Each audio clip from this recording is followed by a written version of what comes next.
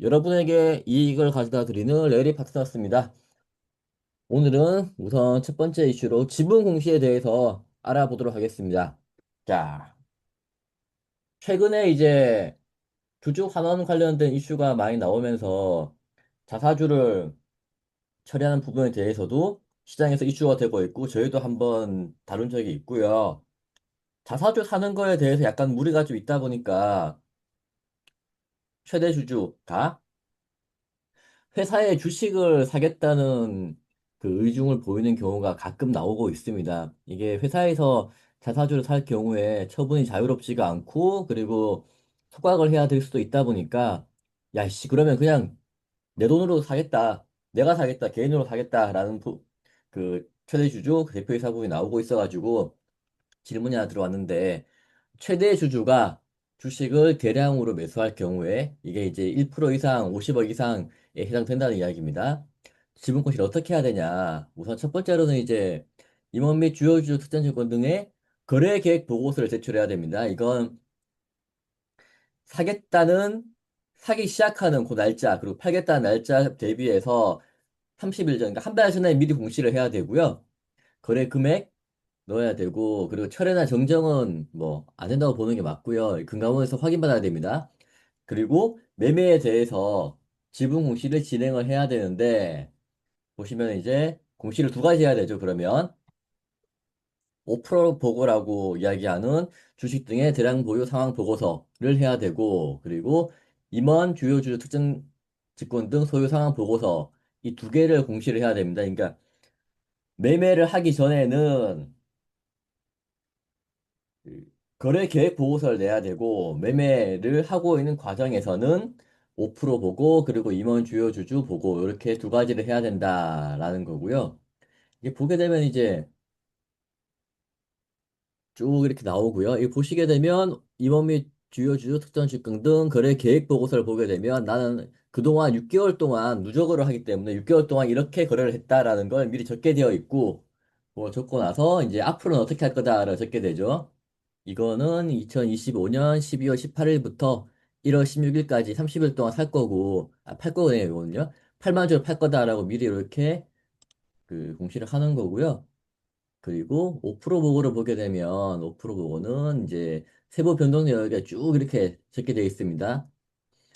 그리고 임원 주요주 특정증권 소유사항 보고서에는 한 주라도 매매를 하게 되면 공시를 하게 되기 때문에 쭉 이렇게 하게 됩니다. 그러면 문제가 뭐냐면 30일 동안 거래를 하겠다고 미리 공시를 하죠. 그 다음에 30일 동안 매매를 하는데, 예를 들어서 하루에 뭐 10주씩에서 쭉 이렇게 30일 동안 매매를 하게 되면, 임원 주요 주주 공시 같은 경우에는 한 주라도 매매를 하게 되면 공시를 해야 되기 때문에, 이게 공시 기한이 5일이잖아요. 5일마다 한 번씩 모아서 공시를 해야 된다라는 게 되고요. 5% 보호 같은 경우에는 1% 이상 변했을 때 공시를 해야 된다라는 게 되죠.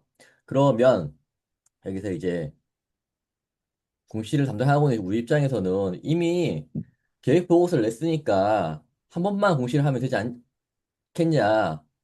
좀 그런 방법 없냐라고 하는데 그런 방법은 없습니다. 금감원에서 저희 사전 봐주지 않고요. 근데 크게 염려 안 하셔도 되는 게 지분 공시에 대해서는 처벌 규정이 약해가지고 한번 보시게 되면 이제 그거 말고요. 그 뉴스 보여주세요. 9페이지에 뉴스 보여주시면 그 다음 페이지요. 예, 요거죠. 여기 보면 이제 할인 같은 경우에도 공시 의무를 반복적으로 위반했다. 이렇게 기사가 나왔는데도 불구하고 처벌받은 경우는 전 본 적이 없고요. 그리고 다음 페이지 보시면 DB그룹 같은 경우에도 20년 동안 이제 의결권 제한에 대한 공시가 빠져 있는데 금감원 조사 가능성은이라고 나오죠. 이거는 금감원에서 특별히 뭐 조사한 것 같지도 않고 기사에도 사실은 무근이다 그러고 금감원도 증거 없이는 우리가 조사하기 좀 힘들다라고 이야기를 하고 있고 심지어 이건희 선생님도 공시를 위반한 적이 있습니다. 이게 보면 2018년도에 차명 계좌에 대한 공시 위반 여부를 조사한다고 이야기하는데 이 이후에 드러난 게 없고요.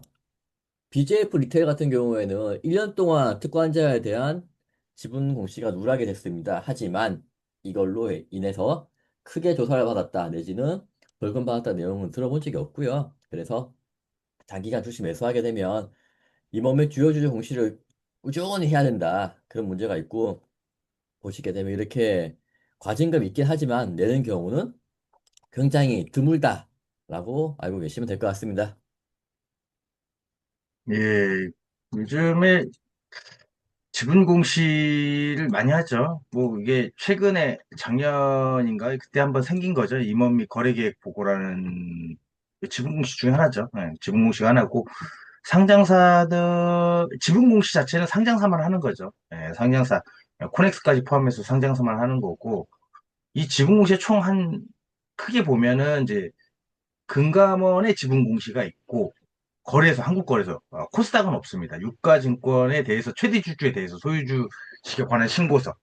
요거 이제 요런 걸 가지고 이제 지분 공시라고 얘기를 하는 거죠. 근데 보통 통상 이제 지분 공시 하면 주식 등의 대량 보유 상황 신고서, 일명 5% 공시, 5% 이상자만 제출하는 거니까 5% 공시라고 부르고, 그리고 임원 및 주요 주주 특정 증권 등 소유 상황 보고서, 임원 공시, 주요 주주. 여기서 말하는 임원은 뭐 등기 임원, 비등기 임원 포함하는 거고요. 근데 대부분은 비등기는 안 하시죠. 예, 처음부터 신고를 했으면 내되, 안 했으면 안 내는. 그리고 주요 주주는 10% 이상 갖고 있는. 이거는 뭐 법인이든 개인이든 10% 이상이면 별도로 이제 내야 되는 거고요. 근데 요 두 가지를 있었는데, 이건 거래소 공시니까. 요 최근에 임원 주요 주주 특정 증권 등 거래계획 보고라는 게 생긴 거죠.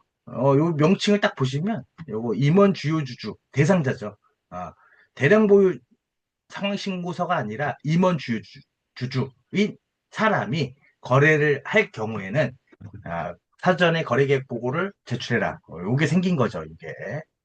그래서 아까 홍채영님이 말씀하신 대로 최대 주주가 대부분 이제 법인 같은 경우가 이제 많이 걷어들이는 거죠. 법인이 돈이 있어야 되고 개인이 돈이 있어서 회사 주주가 1%, 개인은 거의 대부분 파는 입장에서 많이 이제 공시 담당자들한테 지분 공시를 물어보고 법인 같은 경우는 모회사 최대 주주 법인 같은 경우는 이제 뭐 걷어들일 경우에는 이제 많이 물어보는데 지분 같은 경우는 자사주가 많이 이제 회사 돈으로 자사주를 모아 비축해놨다가 팔 수가 없으니 이제 그 모회사 돈으로 이제 걷어들여 놓고 모회사가 이제 샀다 팔았다 이제 하려고 하는 것 같긴 해요. 그러다 보니까 이제 특정 거래 계획 보고를 제출해야 되고, 물론 이제 예외 사항도 많이 있어요. 요거 이제 대상이 임원 및 주요 주주가 대상인 거죠. 예, 임원 및 주요 주주가 대상인 거고, 그 대상인 사람이 이제 이 대상인 사람이 1%, 그 대상 회사의 1%, 1% 또는 50억, 거래 금액 50억일 경우에는 요 기간이 6개월 합산해가지고, 과거 6개월, 내가 이제 계획하고 있는 시점이 계획 보고기 때문에, 과거 동안 합쳐가지고, 이번에 내가 하려고 하는 행위까지 포함해서 50억과 1억이 넘냐, 요걸 봐야 되는 거죠. 예. 그래서 임원미 주주는 이게 살려고 하는 시점 한 달 전에, 매수 시작 한 달 전에 또 이게 거래 기획이 한 달 안에 해야 돼요. 한 달 전에, 한 달 안에. 총 두 달을 계획하고, 내일 뭐, 다음 달, 내가 오늘 이제 우리 회사 주식을 내가 한 1.2% 사야 되겠다라고 마음을 먹으면 당장 오늘 살 수 있는 게 아니고, 한 달 있다부터 주식을 살 수가 있는데, 그거를 한 달 안에 끝내야 돼. 1.2%를. 그거를 한 달 전에 보고해야 된다. 거래소에다가, 아니, 금감원에다가 거래 계획 보고라고. 근데 그 금액이 뭐 여기 이제 50억이 있는데 주식수로 계산하는 게 아니고 절대가 금액으로 합니다. 지금 종가 거래계획 보고 내기 전일 종가 대부분은 그렇게 하죠. 전일 종가에 뭐 주식수를 때려가지고 이제 요 정도 하겠다. 여기 이제 절대값이 70에서 130이라는 건 거래소 이거 금감원에서 봐주겠다는 얘기예요. 요 정도의 상장사들이기 때문에 이 정도 플렉스를 버퍼를 봐주겠다. 여기 이제 나중에 나오죠. 이제 거래계획 철회할 수 있는 철회할 수 있다라는 건 70% 넘어 70% 미달이 되거나 130% 넘어갔을 경우에 종가 기준으로 이게 뭐 철회할 수 있는 요건이 되고 그리고 뭐 이 결과 공시라고 따로 있지는 않습니다. 결과 공시라고 따로 있지 않는데 임원 주요 주주 소유 상황 보고서하고 대량보유 상황 신고서 그걸 가지고 이제 결과를 보는 건데 그 결과값이 요 사이에 들어가 있으면 봐주겠다라는 거고요. 안 봐주면 어떻게 될 거냐? 안 봐주면 이 뒤에 나오겠지만 과징금이 있습니다. 과징금이 있고요. 그리고 천회나 정정은 일정 요건이 있어요. 일정 요건이 요 값이 종가가 넘어가가지고 거래가 취소되거나 이제 안 팔 거야. 단순 변심 안 되고요. 요 시가의 변동에 따라서 요 70%가 아니라 50%까지 떨어졌다. 그래서 안 팔 거다. 뭐 150%, 200%가 돼, 두 배가 돼가지고 안 팔 거다. 뭐 이렇게 되면 못 사겠다. 뭐 이렇게 되면 금감원에서 확인하에 이제 철회를 하게 되는 거죠. 철회 공시를 승인해주고 그런 부분에서 이제 매매에 따른 지분 공시를 하게 되는 거죠. 그래서 이제 총 유가증권 같은 경우는 뭐 이제 대량보유 상황 신고서 보통 최대 주주 같은 경우는 이제 최대 주주 같은 개인일 경우에는 대부분 임원을 겸직하고 있기 때문에 임원을 겸직하거나 아니면 10% 이상이기 때문에 10% 이상이니까 당연히 5% 이상을 넘어섰으니까 10%인 거죠. 대량보유 상환 신고서도 내고 뭐 임원이거나 아니면 10% 이상이니까 요거 이제 임원 및 주요 주주를 내야 되는 거고 유가증권 같은 경우는 최대 주주 이건 주식 그 5% 10%뭐 이런 거와 상관없이 최대 주주일 경우에는 이제 특권자 해가지고 이걸 또 이제 거래 공시를 내야 되는 거고 코스닥은 이걸 1-1번에 이제 요건 내진 않고요. 이렇게 하고 있는 와중에 이제 이거 거래계획 보고라는 게 이제 생겼고 요 거래계획 보고의 대상자는 임원 및 주요 주주인 거죠. 요 사람들이 6개월 이내에 1% 또는 5% 이상의 거래 이게 또 생각외로 절대값이에요. 절대값이라서 절대값이라는 건 내가 어, 20억을 팔고 30억을 사겠다. 그럼 포함되는 거예요. 절대값은 11억이겠지만 10억이겠지만 절대값이 그 순가액은 10억이겠지만 거래 내역은 50억이기 때문에 그래 20억을 팔고 내가 30억을 사는 거는 거래계획 보고를 제출해야 되는 대상이다. 절대값이다. 이런 부분이 있죠. 우리 이제 뭐 당연히 임원 및 주요 주주 홍석이 형이 뭐 증여를 받았거나 뭐 이렇게 쓰면 10% 주요 주주가 되셨겠죠. 증여를 하신 거죠. 증여 마이너스니까 증여를 하시고 장내 팔으셔가지고 뭐 보통 이렇게 나오죠. 이건 개인이 공시하는 거고, 대량보유 상황 신고서는 특권자 포함해서 같이 공시하는 거고. 근데 거래계획 보고 같은 경우는, 뭐, 요거는 이제 장내 매도한 뭐, 목적은 뭐, 돈 필요해서 팔았다. 뭐 이런 내용인 거고. 대량보유 상황 신고서 5% 공시 같은 경우는 내용은 똑같습니다. 그 대신, 이제 앞에서 보신 것처럼 세부 변동 내역이, 여기 보시면 이름이 없죠. 거래일자하고 거래 방법. 뭐, 요렇게만 나와 있는데, 대량보유 상황 신고서에는 이름이 있죠. 왜냐하면 특권자까지 포함해서 내야 되기 때문에 이 사람이 언제 어떤 행위를 했다. 뭐 이렇게 이제 이름이 있죠. 특권자를 포함하기 때문에 구분을 해주는 거고. 요거는 이제 공시 나중에 이제 기회가 되신다면 공시할 때 이제 교육할 때 한번 보시면 될 것 같고요. 그리고 요거에서도 이제 뭐 세부 변동 내역들이 이렇게 있죠. 이런 것들이 있는데 소유상황 변동 상황 보고서 근데 이런 걸 또 안 하게 되는 경우 일부 특히 작은 코스닥은 또 지분 공시 생각 외로 잘해요. 지분 공시를 잘해요. 이게 지분 공시가 최대 주주 변경을 수반한 담보 계약 이런 거하고 많이 묶여 있어가지고 생각외로 꽤 해요.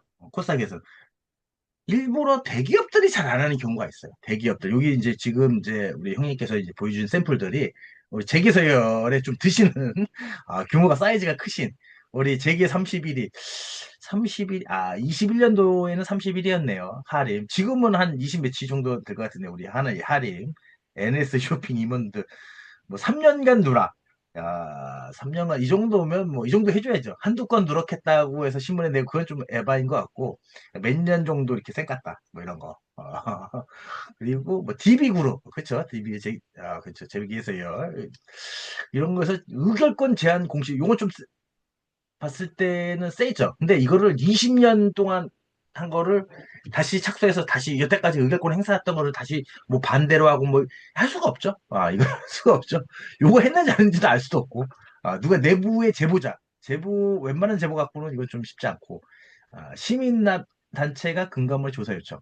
열받아서 이제 하시는 건데, 뭐 뒤비치게 사실 무근이라고 했으니까 증거 없이는 착수 그쵸 요건 좀 신중해야 되는 게 있어요 왜냐면 20년이면 의결권이기 때문에 또 의결권 대부분 지분 공시 뒤에 이제 제지사항의 핵심이 여러 가지가 있는데, 제재사항이 여러 가지가 있는데, 그 중에 제일 큰 게 의결권 제한이죠. 의결권 제한. M&A 할 때 이제 많이 들고 나오는 건데.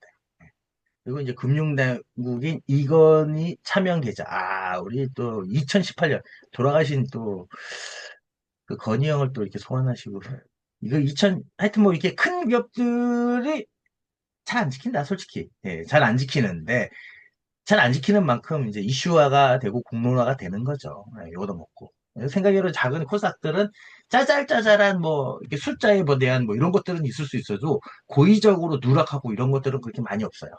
이제 누락할 정도 회사면 벌써 이제 다 다른 걸로 다 뭐 제재를 받고 있는 상황이 됐기 때문에 그런 건 별로 신경 안 쓰셔도 될 것 같고요. 음, 리테일도 그렇고.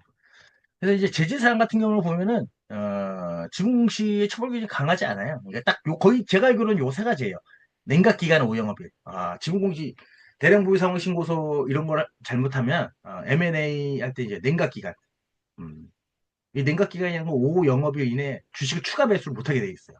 근데 거의 실효성이 없죠. 5일 있다가 사면 되니까. 거의 실효성이 없죠. 그리고 매도 공고.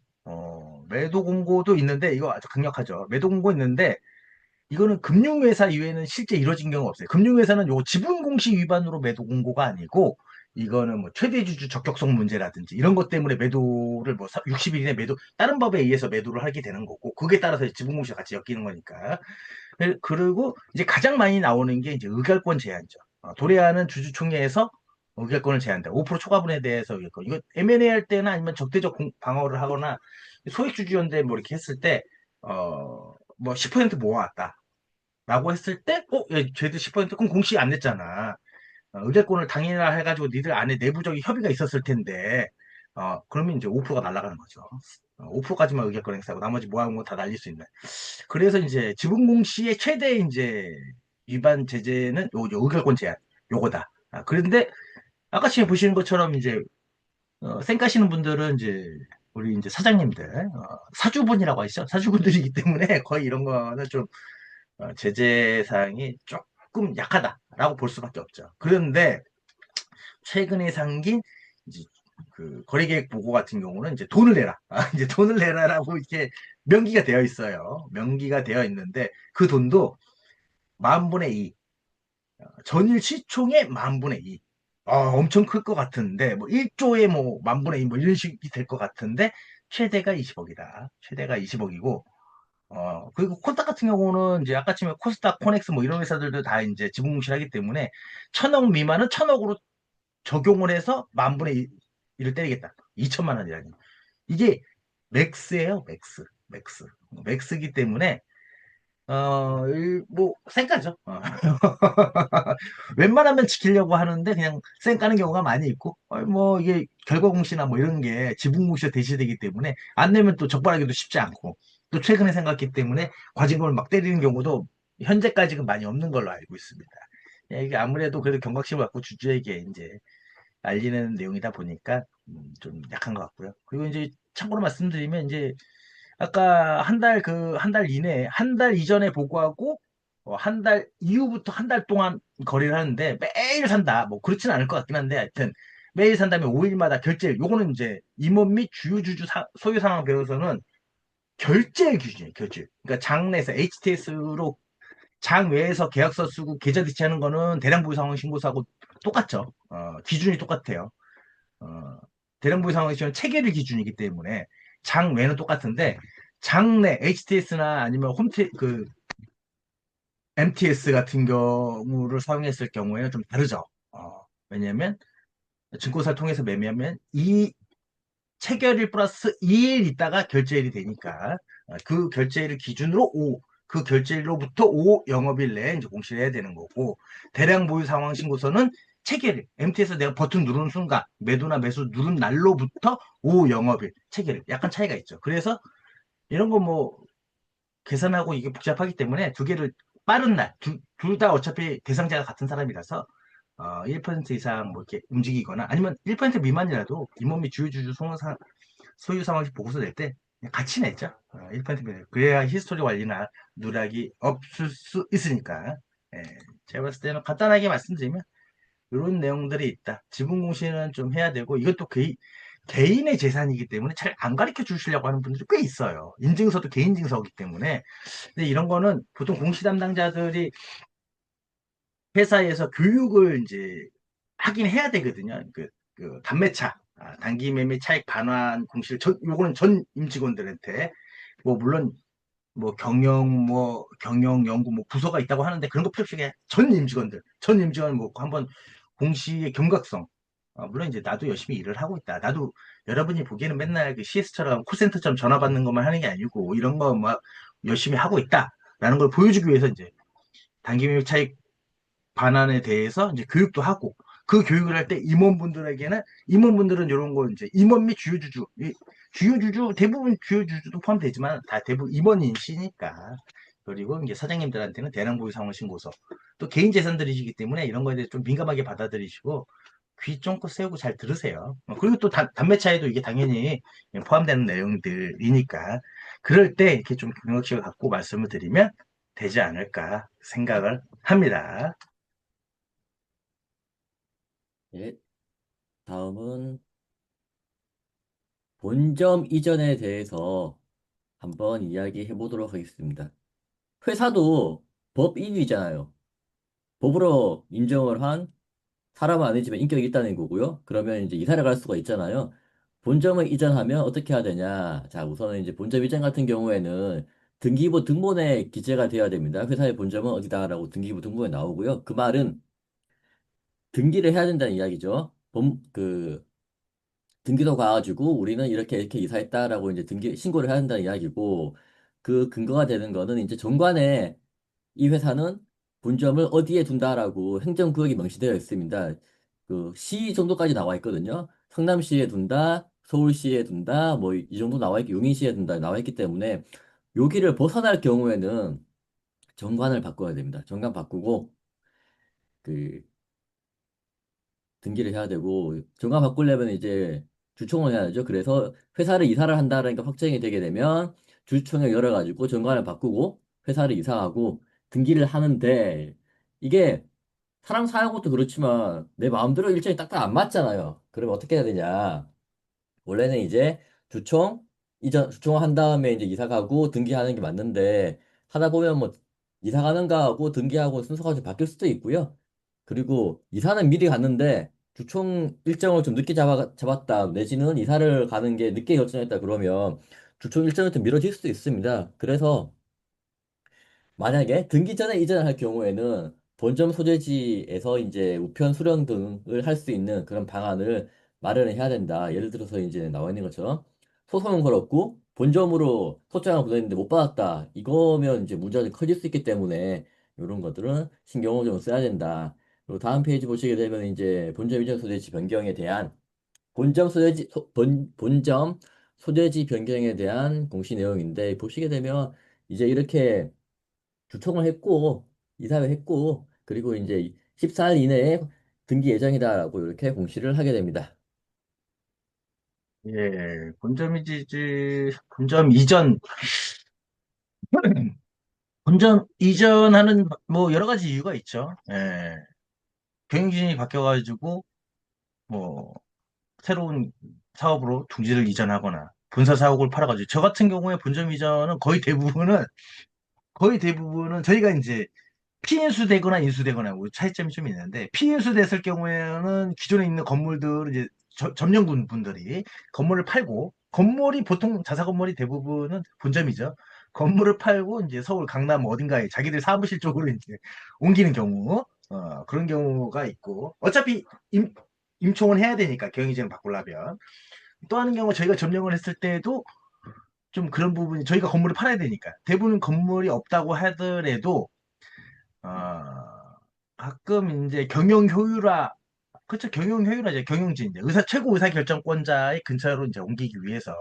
그래야 이제 세무서나 국세청이나 뭐 이런 경우도 있고. 그리고 또 세금 문제 때문에.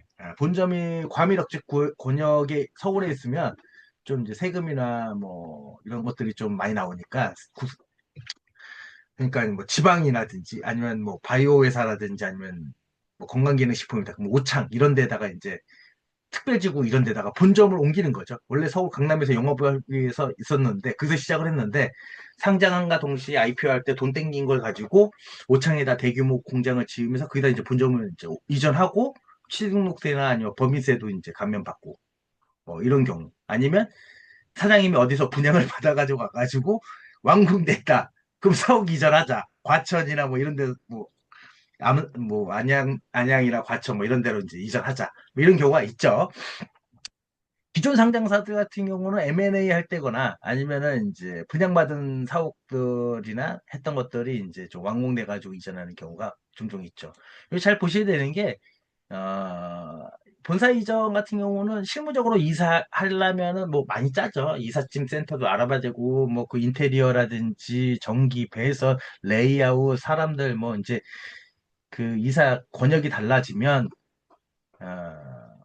실업급여, 뭐 퇴사, 그럼 사람 뽑기도 어렵고, 퇴사를 하면 또 2시간이 되네, 안 되네, 뭐, 그 실업급여 대상이 되네, 안 되나, 이런 것도 해야 되고, 그리고 통신사들도 다 바꿔야, 하지만 여러 가지 짜질구리한 것들이 꽤 있어요. 그 회사명이 자동차도 깜빡하고, 이제, 그 생각외로 이사할 때 보면, 이제 그 자동차, 구청 관할 시군구에다가 이제 명의 이전, 자동차도 명의 이전 해야 됩니다. 안 그러면 이제 3만 원씩 과태료가 붙으니까, 뭐 그런 것도 있고, 그 공시 담당자들 입장에서는 우리가 지금 현재 본점 이전이 어디로 돼 있는지를 보고, 등기부등본이거나 이제 정관에, 정관의 행정구역에 있는 명시되어 있는 서울시로 둔다. 그럼 서울시에서 뭐 과천으로 아니면은 저기 뭐 파주로 이사한다. 아, 경기도 뭐 파주로 간다. 그러면 행정구역 하면은 주주총회를 해야죠. 특별결의사항입니다. 정관 변경 사항이기 때문에 특별결의사항으로 뭐 하면은 최소 이제 41일에서 한 45일 정도가 의사결정이 되고, 이사 하는데 어차피 이사를 당일날 하는 경우는 그 뭐 일주일 이내에 의사결정하고 그렇지는 않으니까요. 미리미리 임총을 하고, 어 근데 그럼 행정구역 이내, 내가 서울시 뭐 강남에서 강북구로 이사한다. 이거는 이사회로 끝나는 거예요. 이사회로 그냥 하고요. 행정구역 바깥으로 이사할 경우에는 임총을 해야 되는 거고. 그 임총 자체가 이제 하나의 큰 이벤트니까 뭐 좀 시간도 좀 걸리고 이렇게 이제 하고, 공증도 받아가지고 등기를 해야죠. 어차피 공증은 관할구역 이내에도 공증은 받아야겠죠. 등기사항이니까. 등기사항이니까. 근데 이사회를 공증받냐? 주총 의사로 공증받냐? 뭐 요 차이점이 있죠. 그리고 만약에 수순 이게 일정이 잘 안 맞으면, 이사 먼저 한 다음에 하게 되면 우체국에다가 등기를 그 우편물 수령지 변경 요걸 신청을 해요. 그러면 이제 한 달인가 석 달까지는 아마 무료 서비스가 진행이 되는 걸로 알고 있어요. 그렇기 때문에, 그리고 이제 한 일주일에 한 번씩 퇴근하기 전에 있던 사무실 이제 들렀다가 이제 보는 거죠. 그런 부분들이 좀 있고. 근데 아무래도 이게 같이 하는 게 제일 좋죠. 이게 회사 일이 급작스럽게 이루어지는 것들이 있긴 있지만, 이게 이사 같은 경우는 급작스럽게 이루어질 수가 없거든요. 아무리 자기가 임차 건물이라고 해도 또 빠지려면 또 이삿짐 센터도 부르고 하기 때문에, 급작스럽게 야밤도주하지 않는 한은 뭐 쉽지 않다. 그렇기 때문에 미리미리 공시 담당자들 좀 준비하고, 정관 확인하고, 이삿짐 하고, 뭐 이사 관련돼 가지고 준비도 좀 하고. 그리고 단순 이제 원래 서울에 있던 본점을 이제 과천이나 아니면 뭐 오창에 있던 오창 공장으로 본점 이전하겠다. 그럼 이사 그 주주총회만 하면 되는 거기 때문에 주총을 하고 그쪽으로 다 옮기고, 뭐 사업자 등록증이나 이런 것도 이제 변경도 해야 되고 할 게 꽤 있죠. 그냥 뭐 어렵거나 힘든 건 아닌데, 좀 놓치면 짜증나는 것들, 귀찮게 짜잘한 것들, 사업자 등록증도 바꿔야 되고, 여러 가지. 다 요즘은 저 온라인이 많이 되어 있기 때문에. 우편 수령 같은 경우는 이제 일주일에 한 번에 갔던 그 우편 집중소나 우체국 가까운 기존에 기존에 있던 곳에 우체국에다가 신청을 하는 거예요. 어디로 옮겨준다. 그래서 주소가 날라오면 여기로 이제 전달을 해달라.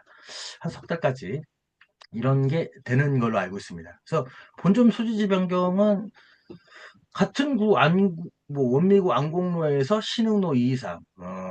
이거는 인총을 안 하고 그냥 이사회로 그냥 진행을 한 거죠.